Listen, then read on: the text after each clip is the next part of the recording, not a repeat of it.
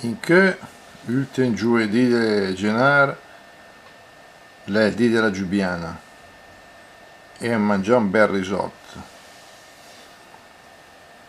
stasera dopo una giornata di lavorare, con sullo sfondo il bicchiere e il vinello, ma per impiangere il risotto.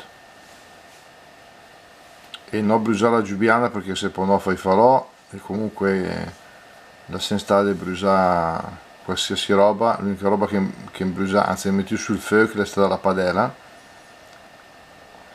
O famiglia in tempo a fare proprio una poesia vera e propria, ma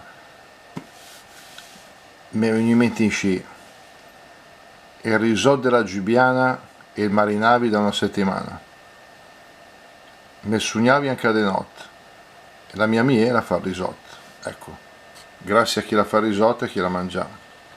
Viva la Giubiana. Ciao ciao ciao ciao ciao ciao.